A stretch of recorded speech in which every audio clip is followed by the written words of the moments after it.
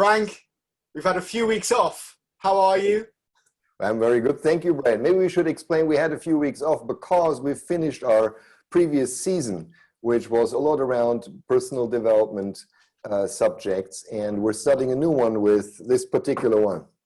Yeah, I think actually when we first started talking, we didn't realize there would be a second series. It's a bit like, you know, in the US when they pilot a program and then does it get taken up for the second series? But actually there was enough momentum and traction that after and I think the first series was very much about going into lockdown and having some of those personal challenges, being confronted with them.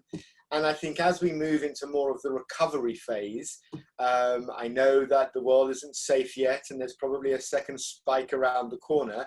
But as businesses start to come back into the office and come back into work, leaders have got some new challenges that they're facing. So we wanted to do this second series and focus more on leadership behaviors and attitudes. And this is a really nice bridge to our topic today, because you were sharing with me last week in a conversation about this concept of the shifts we need to make when moving into leadership. And I wondered if you wanted to kick us off with some thinking around that, and let's riff from there. Yeah, right. I think it's actually really a renewed contemporary subject. The thing is, the business world has just become a lot faster than a few decades ago, where leadership was pretty much equal to management. So there were very long planning cycles. They have a 5-year and a 10-year plan. And it's become just obvious that this, for most businesses around the world, this is not working. So even the 3-year plan that you build is just a far too long outlook. It's very likely that when you reach that time frame, nothing is anymore as it was when you were actually creating the plan. Right. So from that, leadership has actually developed a little bit more away from management to how do I need to actually lead in a time where change is a lot more frequent. And I think it's become back on the agenda now with the crisis that kind of out of a sudden was a massive change for everyone. And that also means that for leaders, for company leaders or for middle managers that want to compose themselves as leaders, that they have to kind of rethink their ways. And there are a few shifts that I believe, and I think we both believe, that people need to make in their leadership positions so that they can successfully adapt to a much faster changing world. So I don't know, do you want to kick off with one that we can? Yeah, I think, even when you say that, one of the first thing that comes to mind is the kind of responsibility of the authority of a leader. And I think historically leaders had authority and control because of their position. And in today's world, it's much more about influencing. And I think because the world changes so fast, if you can't influence, you can't take people with you. So yes, you've got things like vision, etc., that you need as a leader. But when I think about influence, I think about what is the difference between someone who has that positional authority and someone who's maybe more around the moral piece, the one who acts as a leader, enables as a leader, challenges as a leader, and influences. And I think, my question to you would be, how does one shift from that old style of where you had authority because you were the leader and the manager, so you tell people what to do, to one that's much more enabling? Yes. So can I maybe add something before I answer your question, or at least my view on the answer? And that is, I think you also need to ask, why should I actually change? When I'm someone with positional authority, and that's what I use for leadership, it might still be that things are working, right? So from your perspective, actually, why should you? And I think it comes down to the fact that, the saying where everybody's pulling on the same string, that's the team that wins, right? But if you're the only one pushing or pulling, and just have to drag everyone along, you are just a fraction of the efficiency that you could be. And so I think a lot of positional leaders, and I call them like that if they are not just because they have the position, but if that's their only source of influence is the position, they will, if they're really honest to themselves, I think they must see that times got harder.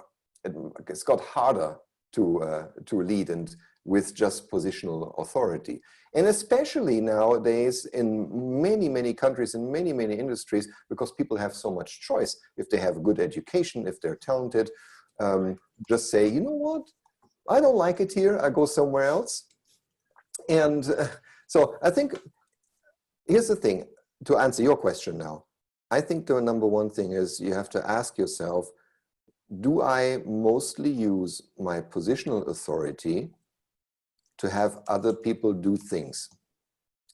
And if you're honest with yourself and you discover that, yes, actually people are following me because I am the boss and not because they want to, or they have bought into an idea or connect with an idea so they can bring in their passion and their actually willpower to making something happen, then I believe you, first of all, you recognize, it's in the awareness that you are actually your level of influence is positional.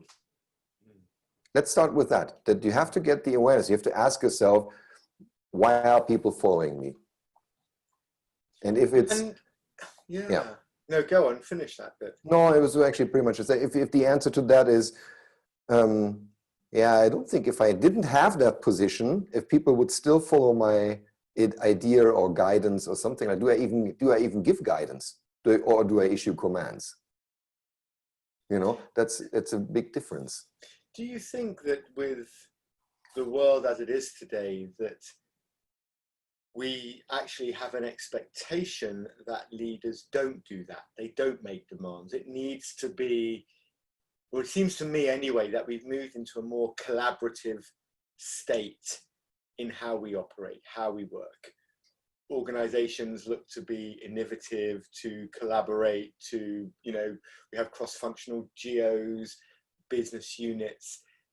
In order, I think, to be successful as a leader, you need to be able to recognize that it's about bringing people along on the journey. And I wonder, when you think about how the leaders bring people along on a journey, because, the range of the staff you may have will be everything from kind of Gen Z and millennials to, baby boomers who are coming close to their retirement. How do you get the right balance when it comes to making this particular shift, in your opinion? The balance between what, Brad? Can you... Yeah, so you get that balance between getting people to do stuff, yeah, and leading by enabling rather than authority. I think one thing happens with the other. So I can't even really imagine that you separate these two things. So if you have a mindset of collaboration and empowerment, then you will find that people much more easily connect with the idea, with the project, with the task, with the goal, with all of these kind of things. And then more or less, no matter which generation they are in, if that happens, then people will actually do their best to achieve the goal, to support you, or to support others in the team. That's how you lead, with collaboration and empowerment. I mean, at least that's the most effective way. It feels a little bit, I mean, to be honest, Brett, I think you and I, we have been working in our past with a lot of the more, how do you say, modern companies, where this kind of leadership style is either already there or it's on the rise, because it's become a necessity because they live in a very fast-paced world, IT, for example. But believe me, there are loads of companies out there where this is still a foreign word. Collaboration, empowerment, you lead through authority. And also the reason why you actually want to be a leader is for the perks and for the status. Yeah. You have become a leader, so to speak, for the wrong reasons. Yeah, because it gives you an email signature and a status on your business card or a salary. It's highly valued in many parts of the world. And that's maybe a cultural thing. Yes, well, absolutely.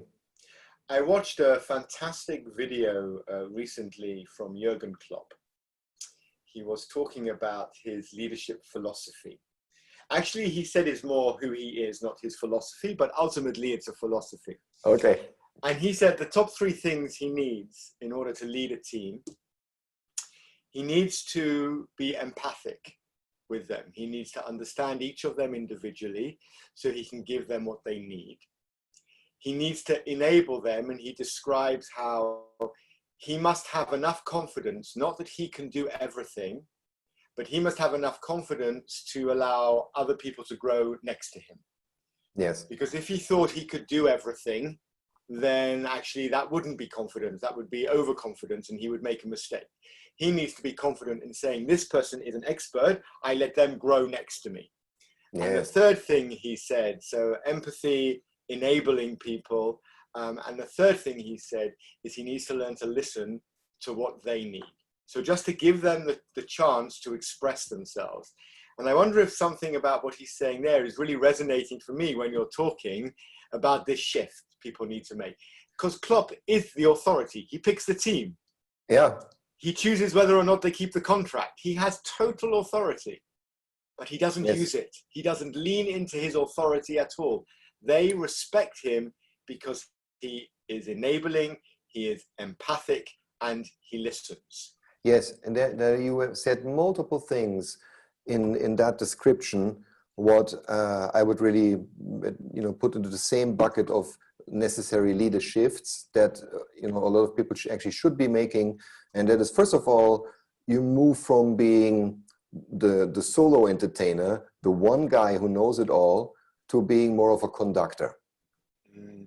So, and with that, actually, as you take yourself back and empower everyone else, you become more of this conductor.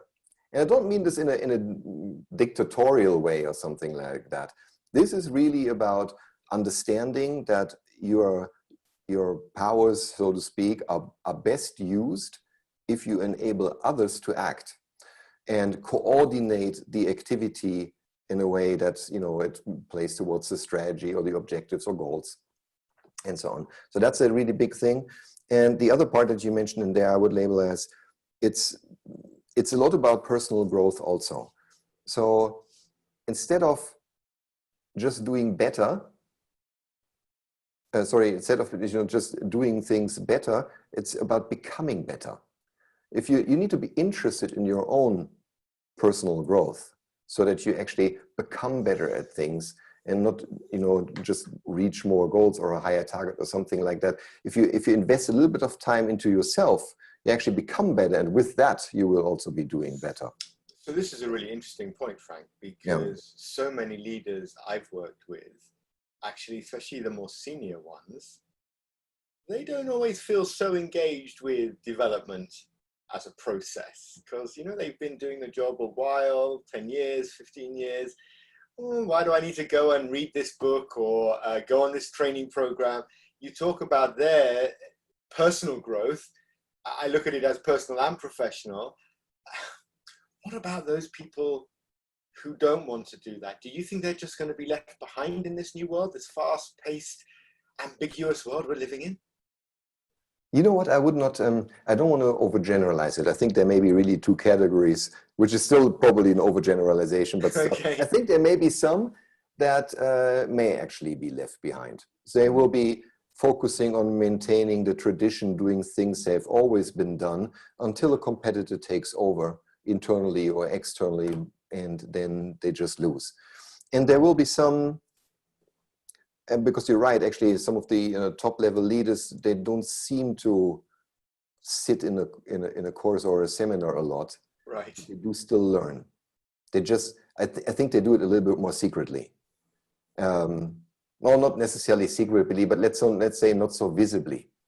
Mm. So I know that some top level leaders will also have their coaches with whom they work to give them you know, where they can reflect their own thoughts against and get different kinds of views. And, you know, they'll also get better and try new things if they're interested in personal or professional growth. It's just a little less visible. And I think they kind of secretly, so to speak, they learn along as they invest into you know, expanding the skills of their teams. They learn along. But some will be left over. You talked before about, you know, people genuinely wanting to shift and change and move from being a solo artist to the conductor. I like this analogy. I grew up in the classical music world, so the analogy resonates a lot for me. And the great thing about the conductor is the conductor takes the score of music and has a vision for the music, but then needs to get the whole orchestra to bring that vision to life. They need to, you know, create every note and make the sound. And if the conductor moves his hand too quickly or too slowly, the piece is wrong. So it's not about stepping away completely and just saying, right, I'm here at the background, everybody do your thing. It's still about an element of the conductor really enables the orchestra to play together and get the results.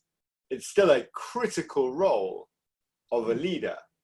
Yes, it is a critical role. And I do think also that's what Jürgen Klopp does in the end. So I think, although you said, you know, he has this positional authority, he's not using it, I think he's probably using it only when necessary.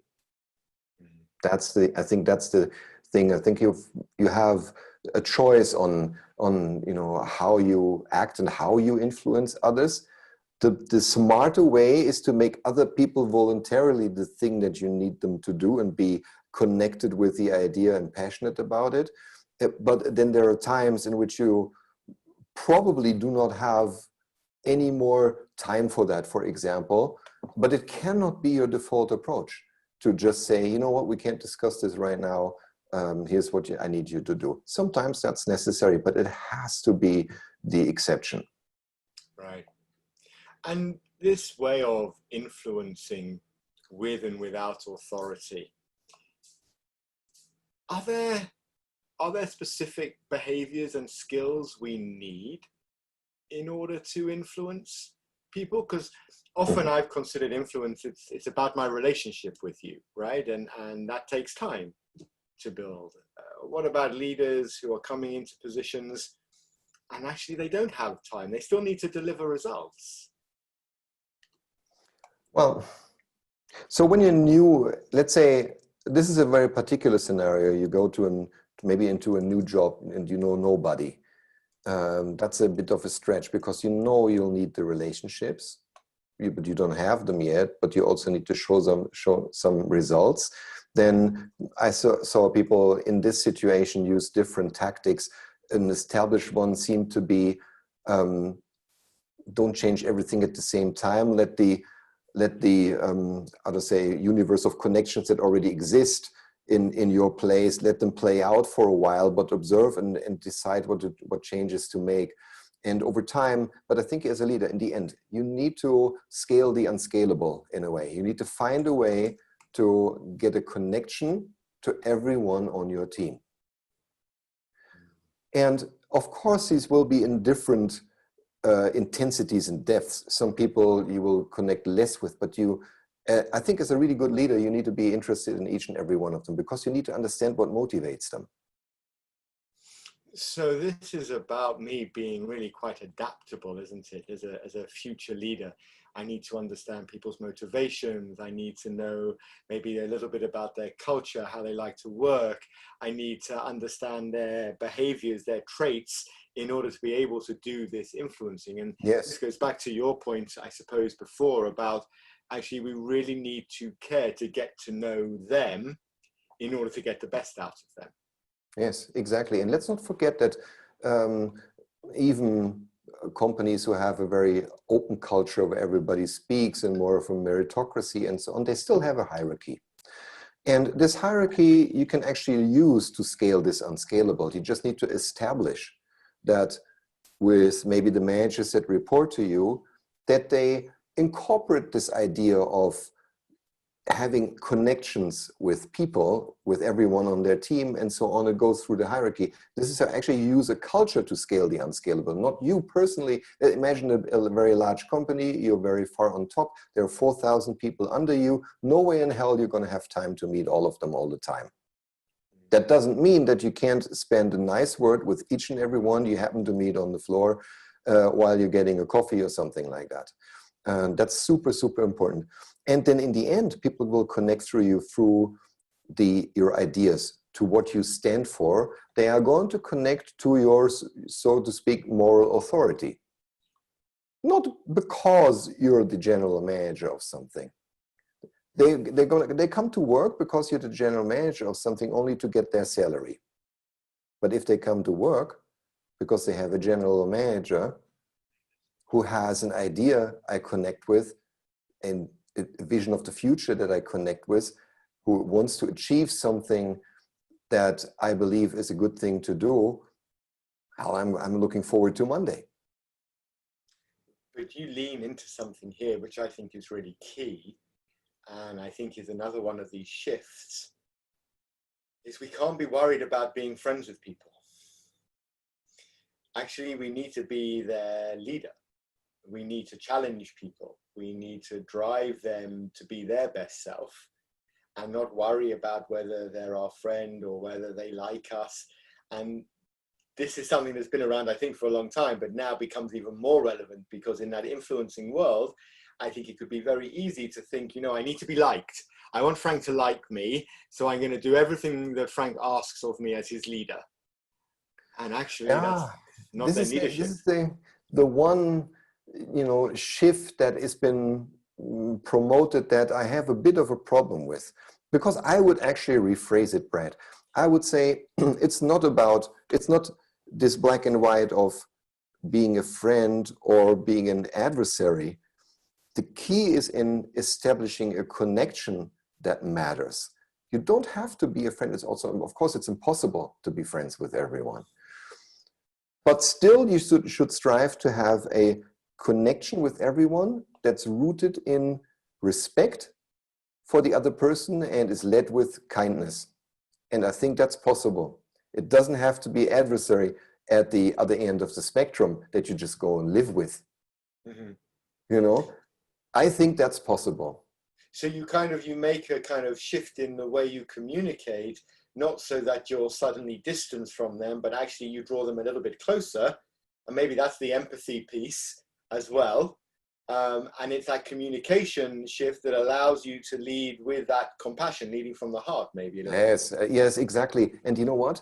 I think it's a really, really good practice. It feels a little bit counterintuitive, but when you build a team, exactly those people that, I don't know, that are just somehow your adversaries and they have other points of view, they would do things differently, they need to be on your staff of advisors, because without those, you're going to be surrounding yourself only with people who share exactly your point of view, and you'll just be missing out on a lot of perspectives.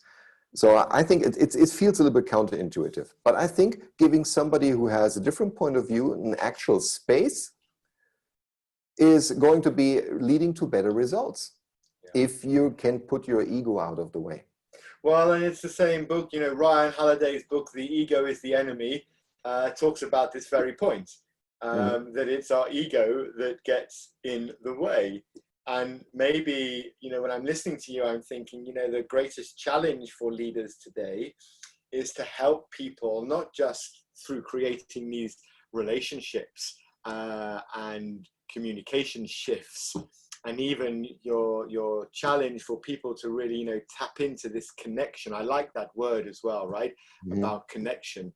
I'm wondering if there's also something about how we can help people align their passion and their talent to really link what people love doing with what they're really good at doing. Yeah, you have limited, but you do have some arsenal at your disposal for this.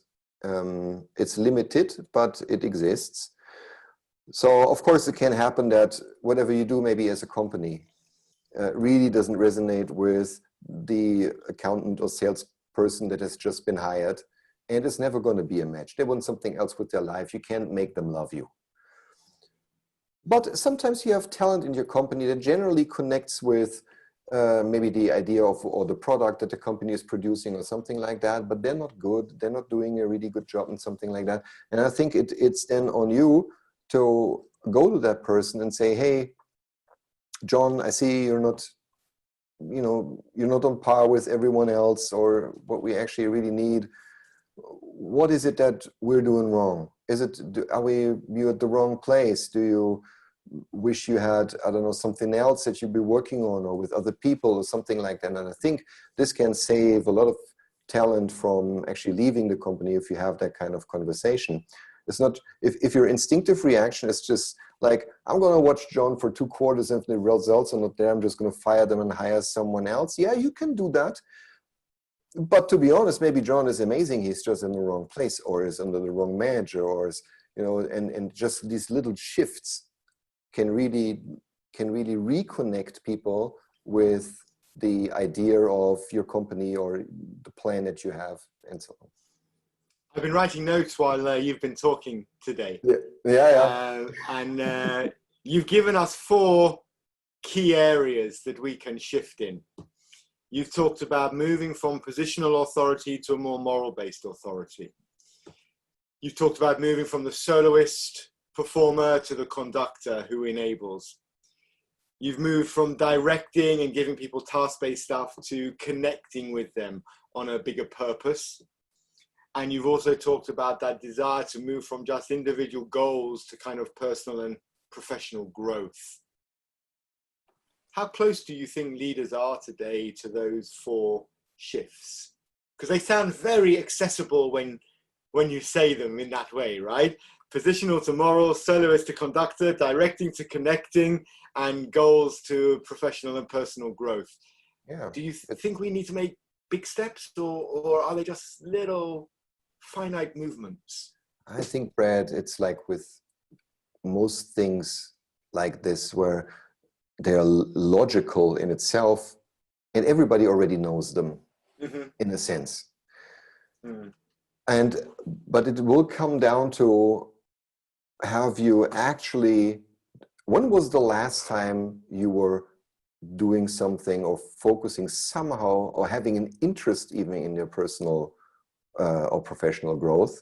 When was the last time I have asked myself if there's a way of doing things better versus in the traditional way? This whole, when is the last time I did, will give you an indication of, are you actually on this continuous path of getting better and more efficient as a leader or not? And if your answer to that is, oh, actually, I don't remember, your honest answer to this at least is like that, then I think you know that you got to get back on track.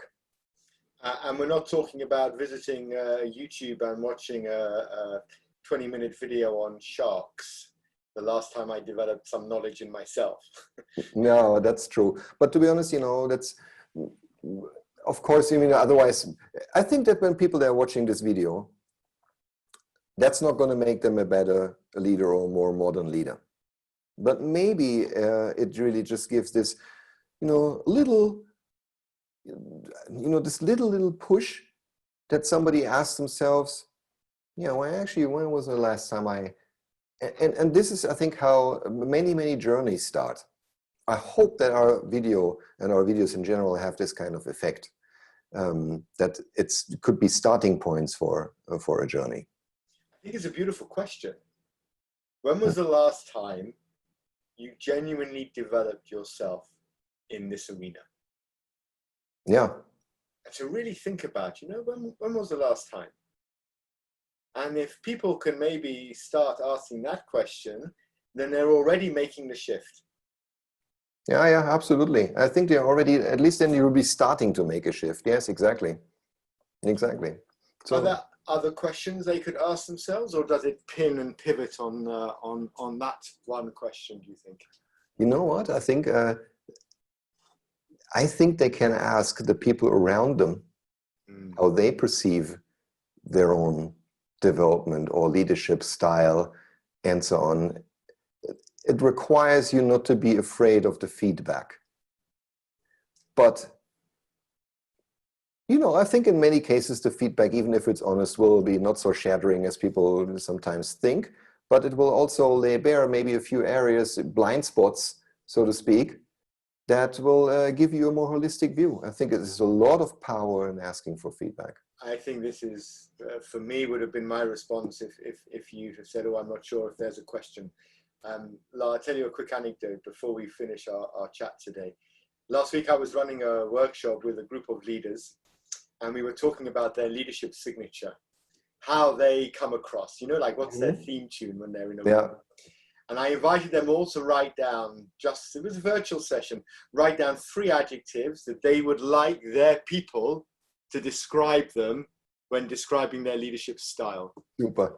And then I asked them in the session to open up their instant message internally and send a note out to all their teams to ask their teams to send them back 3 adjectives that describe their leadership style. And we would compare what they thought of themselves to what the team came back with. We had 5 people on the call on this leadership reflection session. 2 of them were a little bit too nervous to do it. 3 of them did it, and the feedback that came back was really enlightening. Sometimes validating, and sometimes offering a blind spot. And I think in that you've got 2 beautiful questions to frame. How do I start making this leadership?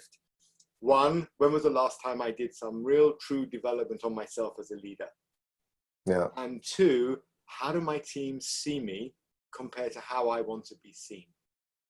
And I think the questions and answers to those 2 elements instantly give you the framework to look at these 4 areas that you've described for us. Super. Maybe that's a good note to end on. It feels like we've come full circle. Super nice exercise. Maybe for everybody who's been watching it to this point, they can just do themselves. They don't need you or me for this. No, absolutely. Absolutely. Frank, we've come email 3 adjectives to describe me, please. Do it now. They can do it before we've even finished our wrapping up. Yeah. Exactly. We've come full circle. Frank, that was a really lovely chat. I think when we come back next time, we should start to think about what this leadership could look like for people who are, you know, going back into work in lockdown, and how they can really breathe some life into these new concepts. I would really enjoy that opportunity. Wonderful. Let's do that.